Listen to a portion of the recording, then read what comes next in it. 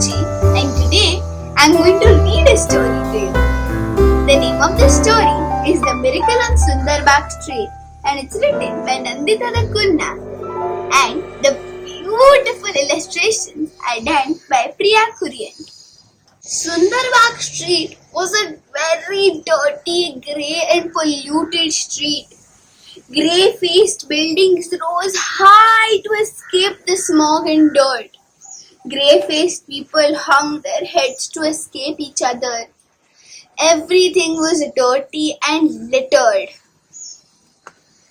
Every evening, Zara hid in the dumpster, the one Papa told her she must stay away from. She hid there, away from all the noise and pollution.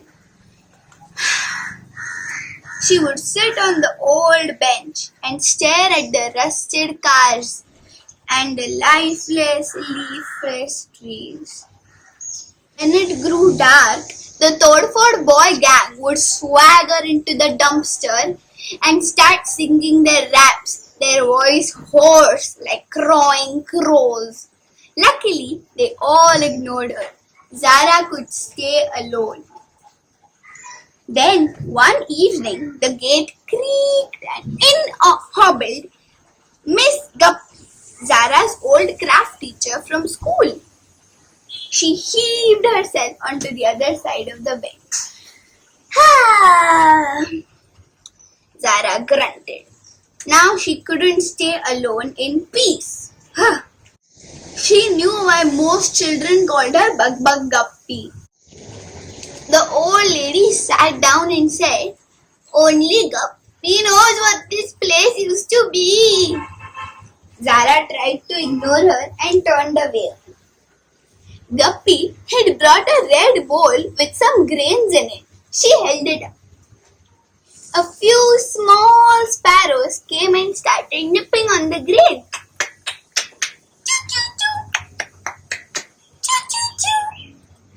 Zara looked at them from the corner of her eye. They were some cheeky little birds. There was far more for Zara to watch the next day as Miss Guppy plucked a bottle from the trash dump and turned it into a bird feeder. Some more sparrows came and started cheeping about.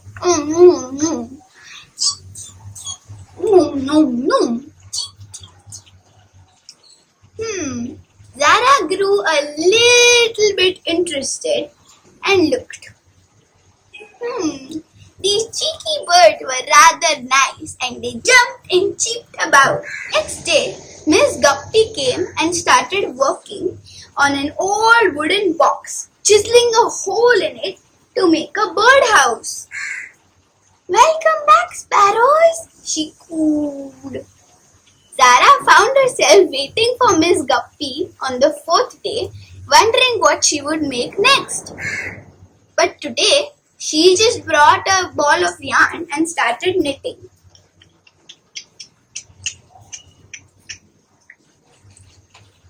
Can you guess what this place used to be? "No, I don't like guessing games," Zara said angrily.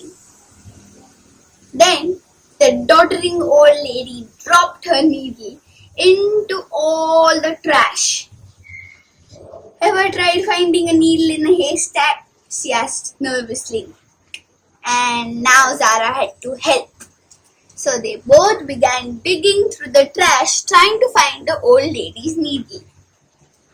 It was slow, hard work.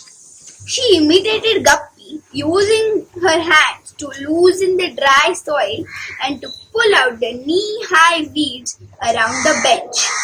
Bit by bit, the growing pile of weeds and fresh upturned mud got her heart pumping. "Your mother doesn't mind you coming here?" Miss Guppy asked as she dug around. "My mother left me for the stars, and Papa doesn't care about anything anymore. Not that my mom's books get dusty or that her roses wither," thought Zara, but she didn't say anything. "Ah well, the mud's nice and loose now. said Miss Guppy, and she cheekily removed the needle from her dupatta and started playing with her ball of yarn again. Oof! What next? Zara thought. The next day, Miss Guppy came with a few seeds and a watering can.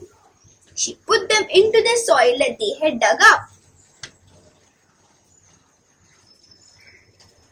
She scattered a few more seeds in the clearing made by the bench, and day after day, Zara watched her water them.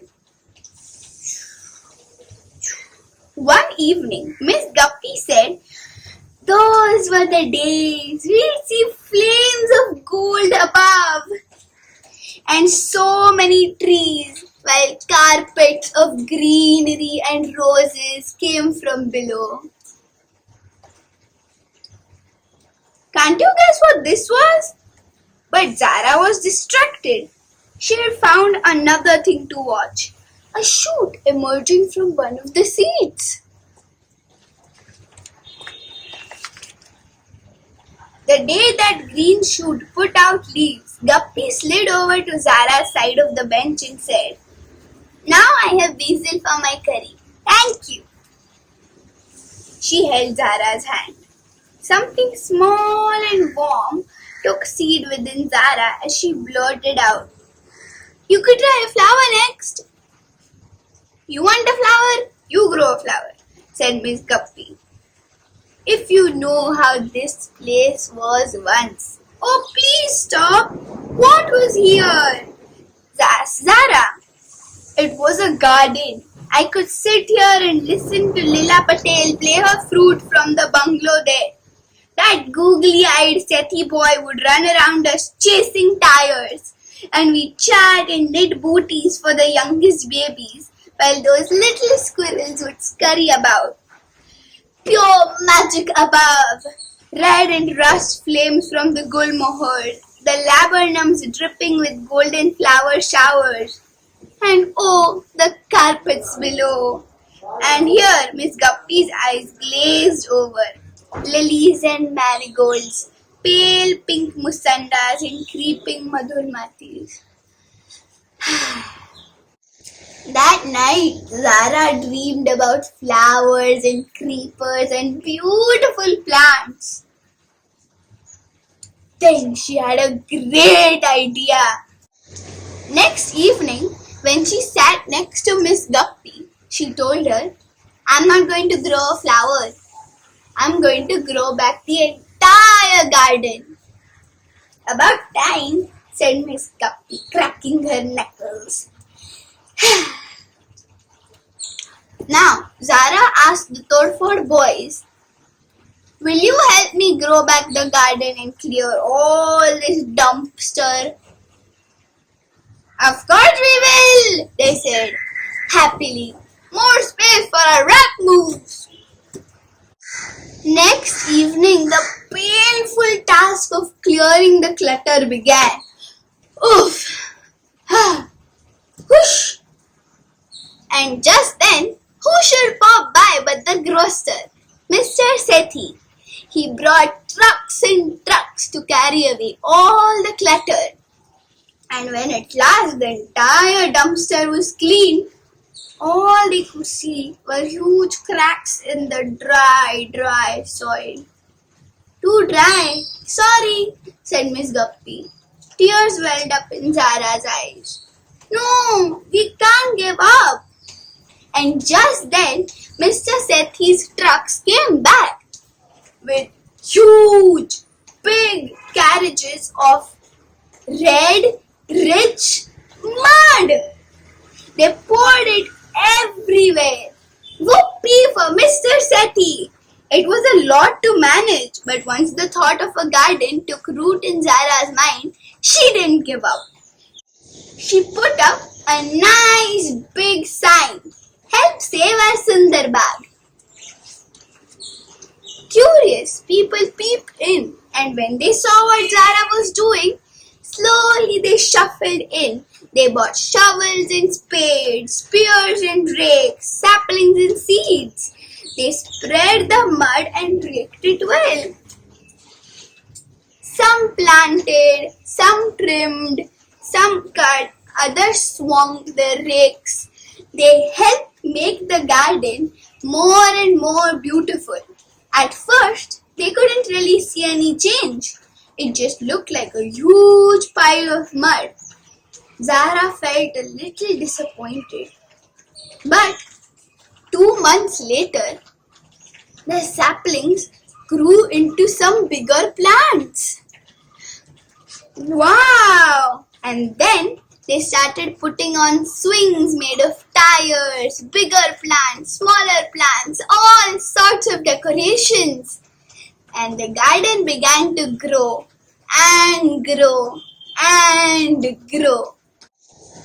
It grew so big and marvelous that the street's most famous resident was called to celebrate its reopening. Mrs. Guppy took him to meet the youngest member of the Sundarbaag team. "Meet the girl who started it all," she said. "Meet Zara?" asked the big man. "Papa?" whispered Zara. "Amazing," said her dad. "Simply amazing." Zara took him by the hand and showed him the flower beds with bright yellow marigolds and the vegetable patches with bright red tomatoes and chilies.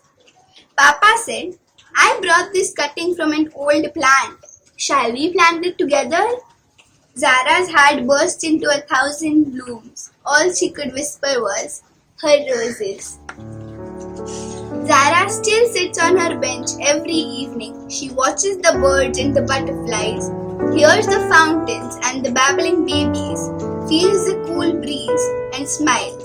For now, she's never alone. Thank you. And remember, you're never too small to plant a tree. Like, share, and don't forget to subscribe.